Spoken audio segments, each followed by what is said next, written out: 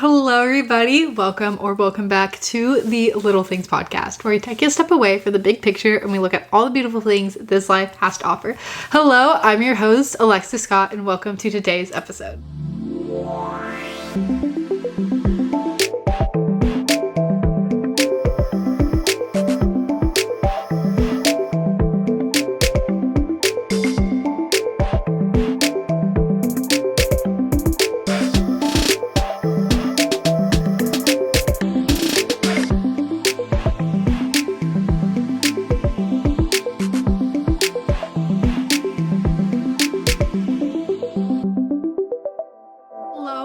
Hello, welcome back to the podcast. I'm so happy that you are here joining me today in this lovely conversation we're getting ready to have.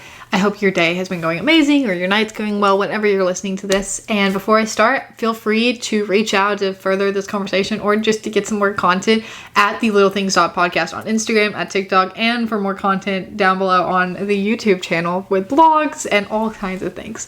So with that said, thank you so much for joining me today, and let's get started. So what are we even talking about today? Well, I read a lot of books. I read quite a bit of books. I'm already on book number 7 of this year, and it is May. I was thinking of starting a new series. So let me know if you want more episodes on this series. But I read this book so you don't have to. And so I want to be able to share that information that I'm gaining with it with you guys, but instead of you having to read this like big book, if you don't want to, or maybe it inspires you to read the book, whichever the case, I want to make it more accessible to you guys. And maybe it's a book I read in college, or it's a book I read in a class, or just on my own. I want to be able to take this information and share it with you in a more digestible sense. And so that's what we're kind of starting with. But I'm also starting with somebody who's similar in the field. Buy Yourself the Damn Flowers, which is a self-help book about falling in love with yourself and buying yourself the flowers. So I love to sew that I have the physical copy here, but I read it on my Kindle, so here is the physical book. It's on my Kindle. I read a lot on my Kindle. I've had this baby since 5th grade, and it's a Kindle Paperwhite. I love this thing with it. I have tons of stickers on the back, and I love this Kindle so much. What this book talked about, the takeaways from it, and just kind of a summary of the book, what I learned from it, how to use it in your everyday. So yeah, let's get into today's episode. This book I want to start isn't really learning about like how to become your best self. It's more learning about how to stop abandoning yourself in the process of becoming a best self and just start to really appreciate yourself for who you are. So it's like a self-help book, yes, but for my takeaway with it, it was kind of don't abandon yourself in the process and how to really find love for yourself and who you are. And so I kind of realized really relates back into identity. And I read this in January and it helped me a lot with kind of figuring out who I was. So I think it was really a vital time. So I'm going to kind of go through each chapter and what they mean and kind of some bullet points that I wrote while I was reading it. And I have my computer here, so if you see me looking down, I'm looking at my notes here. But let's start off with chapter 1, which is choosing yourself. And here are my 3 takeaways from chapter 1. And it is that self-love starts with deciding you matter and realizing that it is your life, yours, your life to live, not mine, not anyone else's, your life. So self-love starts when it's realizing your life and your potential. Stop waiting for other people to validate you, because we live in a constant world of validation, of needing this, of, well, I'm going to get these likes on social media and you're going to like it, or I'm going to get this, I'm going to need this person to say my outfit looks good. Like, validate yourself. If you think that outfit looks good, wear the outfit. If you think your hair looks good, wear your hair. Now, of course, not all the time, sometimes, it doesn't always look good. But if you think it looks good, wear it. That's all that matters. You need to validate yourself, validate your actions, validate your choices, validate your emotions. Yourself first before other people can validate yours. Because we live in a society where everyone else dictates what we do, and you need to take control of that. Next is putting yourself first isn't selfish, it's necessary.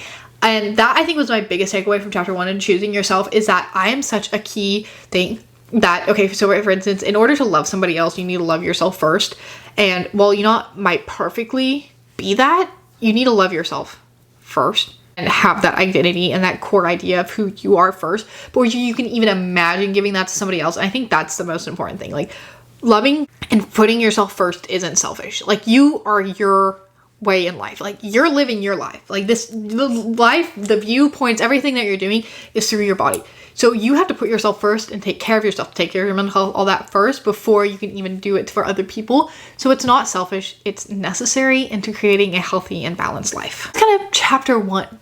kind of quick summary, choosing yourself, realizing that like putting yourself first isn't selfish. Don't let others validate you. Kind of just like choose yourself first. Don't choose others.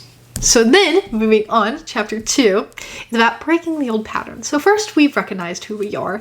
And she does these beautiful examples throughout the book, and I highly, highly recommend reading it to get a deeper understanding. But she takes each chapter and gives like personal examples, how you can do it, how to fix it, all these things.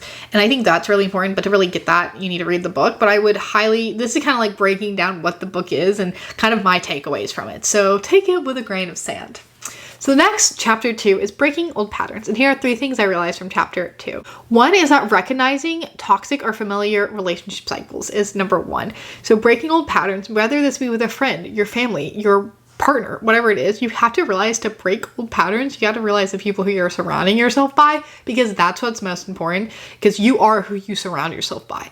So if you're in a toxic relationship and you're realizing those patterns, maybe time to break it off. Maybe if you're in a toxic friendship where you know, you're giving more than the other person is giving and it's not being reciprocated, time to break it off. Things like that. So recognizing patterns with other people and relationships. Then stop confusing attention with love. This one was a big one for me because I think now we have so much validation from people, and anyone can say, I love you. Anyone can say you're beautiful, especially in relationships and stuff. So breaking old patterns and realizing that just because somebody's giving me attention because it's easy for them to give it and it's an easy dopamine boost for me doesn't mean it's love. Love is showing up in different ways other than just saying, oh, you're so pretty or you're so beautiful. Love is showing like an unapologetic care for another person, and I think that's really important to know. 3 is learn to choose differently even when it's uncomfortable, because a lot of times people don't like the uncomfortable. We don't like it. We don't want to be uncomfortable. We want to be comfortable in whatever we choose. So in order to break old patterns of like these toxic habits, toxic traits coming, you got to start to learn to choose differently, even if it's uncomfortable. It's not going to be the perfect one, right? Like say, oh man, I really want to get into shape. Well, okay, I got to walk 10,000 steps a day, for instance, and that's not going to be comfortable because you got to take time, you got to do it, and you got to go to the gym and do workouts, and it's not going to be easy, but you got to do that to break this habit to get into better shape. It's that same mentality, but with people, with life choices, with career paths, any of that. It's that ideology, right? So you got to pick that ahead of time. You have to pick that in order to say, okay, these habits they got to be broken. We got to break these habits and realize, and you also have to be very keen. I think it was a big takeaway. You have to notice these things to break up. Chapter 3, so we're halfway there, is self-love is an action, not a feeling. And I think that is a great thing, that self-love takes action. It can't be felt automatically. Feeling is the aftermath. Self-love is the action in doing it. So my 3 key takeaways from that chapter was that self-love is what you repeatedly do, not how you feel. So self-love is showing up for yourself when you don't feel like it, like taking care of your appearance, going and journaling and taking care of your mental health, going to therapy, going and talking out with somebody. Like self-love is actions that you do, it's patterns that you repeat. And kind of similarly, it's like building that identity of like, I do love myself, and that self-love is through the actions. And it's not just feeling, oh, I love myself. Like how you love yourself is based on the actions in which you do for yourself. Is that with self-love is something repeatedly, is that boundary, choices, and habits define it. So in a previous episode talking about identity takes time, identity shapes and our patterns shape our identity. So those patterns in which we've talked about, like creating like patterns that make you feel love for yourself and all these things, are shaped by this identity of patterns. Crazy, full circle. So that kind of says that like boundaries, choices, and habits define who you are. So this boundary of like, I don't like how this person is treating me, I'm setting this boundary, right? So things like that. Setting boundaries, the choices you pick, all these things, those create that action of self-love.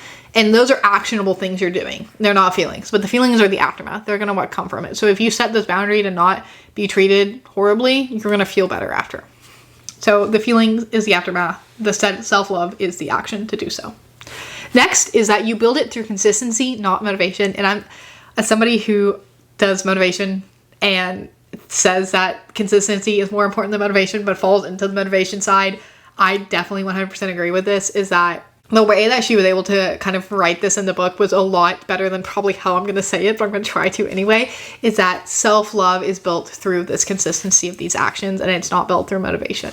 You could be motivated one day to make yourself feel good and go to the gym, but if you're consistent with it, you're actually going to see change and you're going to feel better. So that same thing, right?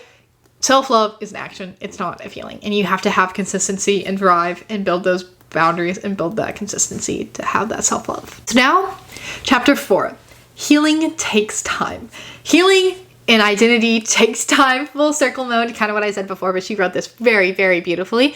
And it is that change is slow. It's not always visual because our actions are going to take a long time to make change, right?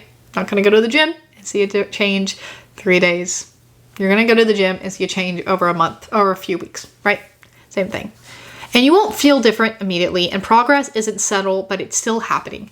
Kind of, there's not really much to this other than like healing does take time, and to be able to heal yourself and realize your self-love, realize your self-worth, you got to be selfish, but it's also going to take time. And like, progress might not be visible today. Like, obviously, okay, for example, me recording this isn't going to be like, oh, I recorded an episode and I'm like, oh, big change is happening. Like, no, it's going to take time. It's going to take the editing, processing, the uploading, getting it out there. Healing takes time. And as somebody who's been on their healing journey since they were 15 years old, and I am now 14 years old, and now 5 years later, 6 years later at 20, and I'm still healing and it's still taking time. That's okay.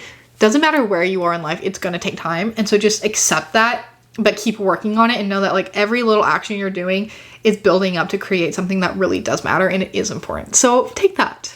Now moving on to chapter 5 and one more chapter after this. Quick little summary here. But chapter 5 is being alone with yourself. I am a huge, all the things she said in this book really, I love her. She's a great person to look up to.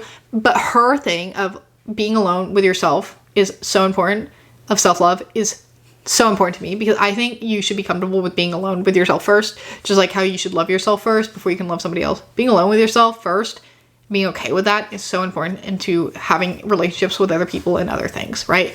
So I think that my 3 takeaways from this chapter are like my favorite. Like, this was my favorite chapter in itself. And this book does deal with like relationships and stuff. Like, you don't need a man to buy you the flowers when you can buy the flowers yourself. That's kind of the takeaway from it. But these are the 3 things I took away about being alone with yourself that I think really are important, that I think everyone should know from this book, if not anything else. And is that learning to be comfortable alone is part of growth, and that your journey, you're going to be alone sometimes, and it's going to be the reason that you grow. You have to be alone with yourself. You have to be comfortable with being alone first. And that your relationship with yourself sets the standards for everyone else, and solitude builds confidence and clarity. So when you're alone with yourself, you are creating this standard of like, what do I want to be treated like? What do I like? What do I like to do with my time, right? Because when you're constantly around other people, you're not going to get an idea, and you're not going to get your identity of who you are as a person by yourself. You're just going to create this identity from other people. And like, I notice this when I'm with like one of my friends a lot. I notice I pick up on their trends, and then I kind of lose sight of like what my favorite things are and things, because I'm so surrounded by these people who like these certain things, right? So it's just that kind of ideology. You need to be comfortable with yourself, what you like, who you are, be comfortable with growth alone before you can really accept another person and having that relationship with them also. And I think that was like the biggest takeaway from this book, is that being alone with yourself is so important to self-love, because in order to really know you, you have to be alone without anyone else's judgment internally. Or externally even, but like anything like that coming into it. Now, chapter 6, self-worth is a relationship. And this is so true. I love this book. I think you should read it. I keep saying that, but I think you should. And so self-worth is a relationship. So don't abandon your self-worth for somebody else. Say if you fall in love, say if you get in a relationship, say if you have this guy you're talking to, this girl you're talking to, whatever. Self-love and self-worth is something that you keep to yourself and people keep to them. And your self-worth is not determined by your partner, by who you're friends with, all that stuff. Like, your self-worth is yourself, and that don't abandon it for somebody else's self-worth, right? If they can't let you be a confident, independent person on your own when you're in a relationship with them, that's not a relationship. Like, you have to have that ability to be confident and alone and be your own self before you even think about like, oh, this other person is like who I am. Like, practically don't make your identity based off who you date or who you surround yourself by, if that makes sense. Is love shouldn't require shrinking who you are. A person, in this book is mostly romance, so we're going to focus on this. A person who truly loves you is going to love you as you are. And I think that's a big thing going into it, especially in your 20s, also in like college while you're dating. You need to go into it with I'm going to be 100% myself. And if they're not going to love me at being myself, then that's not the right person for me. They should love you who you are, and you shouldn't have to change or create this facade for them, when they should love you 100% as yourself. And I think that's very important, because then you're going to find your right person and not get hurt by all these other issues, right? Real connections don't cost your identity. Kind of like that. Like, your connections and the people who are going to love you the most are who are going to genuinely love you for being yourself. And I think I've learned this, reading this helped me go into my relationships in college, and like when I go meet people or like go hang out, make friends, or like go on a date or something, those, when I'm fully myself, I think those are the best relationship connections and like friendships, all those things that I've ever made, is when I go into it being fully myself. I'm like, if you're not gonna love me being fully myself, then you're not my type of people that I want to surround myself with. And that's okay, because I've surrounded myself with people who genuinely love me for me. I love them for them. And I've created like this amazing bond with them. And I think that is because I went into it being myself. And that's something that should be heavily taken away from this read, is that your self-worth and relationships, don't lessen it for somebody else, because the right people are going to love you for you. What are my final messages from this book in this very short episode? Well, I highly recommend reading this book. It's great for anyone who is, you know, thinking that the relationship defines them, or maybe you're feeling lost in like who you are. Even if you're like not anything relationship drawn, I think this is still a good read. And so here are my takeaways from this book, kind of summarizing what we've talked about today. And it is that self-love shapes identity. A self-love identity of who you are is shaped over time. So identity takes time. Circling back to a later episode if you want to watch, it's linked. And then how you treat yourself becomes a version of how others treat you. If you treat yourself with respect, you're going to hold yourself in a respectful level. People are going to treat you with respect. Same thing. And number 3 is that consistency builds a version of who you're becoming. Your identity is built by your habits, and your habits shape that. And she further dives deep into that. Book isn't about becoming a better self. It's about realizing who you are as a person, and realizing like you need to stop abandoning yourself in the process, and realizing like your self-worth is so much more important than anyone else can validate for you. So buy yourself the flowers. Don't let somebody else buy them for you and validate you. Buy yourself the flowers. That was the main takeaway. So thank you so much for joining me on this lovely conversation about talking about the book Buy Yourself the Damn Flowers by Tame and Kaur. And I hope that maybe this inspires you to go read it, or at least watch her content. And with that, thank you so much for joining. If you have any more thoughts or any more ideas, or you want to further this conversation or any other conversations, feel free to reach out at thelittlethings.podcast on Instagram. And if you want more content or things like that, or more motivation, any more content or motivation, thelittlethings.podcast on TikTok and other YouTube videos linked down below on my channel. Thank you so much for joining me today, and I hope you were able to take a step away from the big picture and look at all the beautiful things this life has to offer. I hope you had a great day, evening, night, whenever you are listening to this, and I'll talk to you in the next episode. Bye!